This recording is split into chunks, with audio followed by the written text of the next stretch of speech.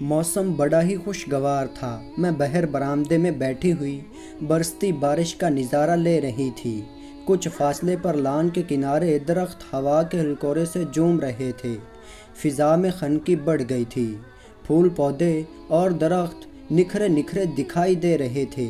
अचानक एक rickshaw porch में आकर ठहर गया और उसमें से एक मोमिर खतून उतरी जो सीधी मेरी जानिब बढ़ी। मैं उसे आते देखकर खड़ी हो गई। पहली नज़र में खतून के खद्दोखाल अजनबी से लगे। गौर से देखा तो कुछ शनासासी लगी। फिर मुझे याद आ गया, इस्लामाबाद में कई साल पहले जहाँ मेरा घर था, वो खतून सामने वहाँ रहती थी। बड़े ठाठ से महारानियों की तरह सज बनकर अच्छी पोशाक में नज़र आती थी। मैंने एकदम से इन्हें पहचान लिया। पहले मैं इसलिए नहीं पहचान सकी थी कि उनका हुलिया बल्कि पूरा हाल ही कुछ मुख्तलिफ नज़र आ रहा था।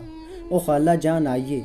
मैंने कुर्सी की जानिब इशारा करते हुए इन्हें बिठा लिया और गौर से उनका मुरझाया हुआ चेहरा और मैली पोशाक को देखकर पूछा, खाला जी, बहुत अरसा के बाद आपको देख रही हूँ, खैरियत है?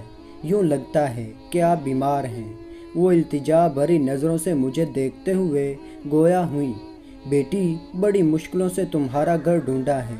जैसा कि तुम जानती ही हो कि मैंने शौहर की वफ़ात के बाद अपने बेटे को अपनी मर्ज़ी से शादी करने की सज़ा देते हुए बहू समेत घर से निकाल दिया था।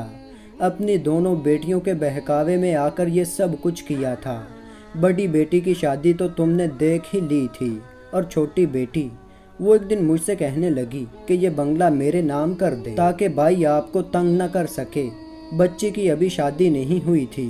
मैंने सोचा चलो माँ बेटी दोनों इकट्ठी रहेंगी। बहन के नाम घर देखकर बेटा कोई मुतालबा न कर सकेगा, लिहाजा मकान मैंने उसके नाम कर दिया। उड़ती उड़ती खबर रिश्तेदारों में भी पहुंच गई। ख़ानदान में ही एक लड़का था, उसने मेरी बेटी का रिश्ता मांग लिया। इनकार की कोई माकूल वजह ना थी, इसलिए मैंने हाँ कर दी।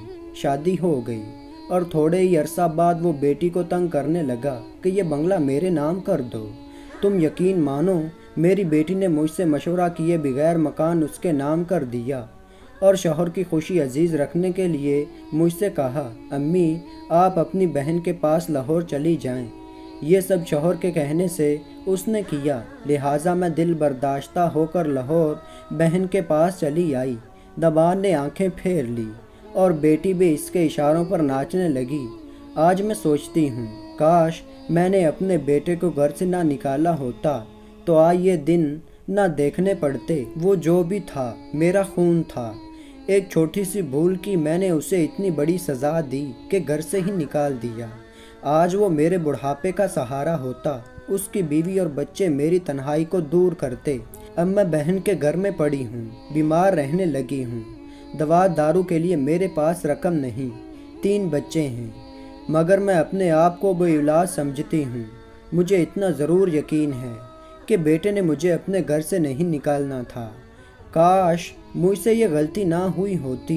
मैं इसलिए आई हूँ कि मेरा मकान मुझे वापस दिलवा दें। उसने दोनों हाथ जोड़कर कहा और मैंने देखा मूसलाधार बारिश की तरह उनकी आंखें भी बरसने लगीं।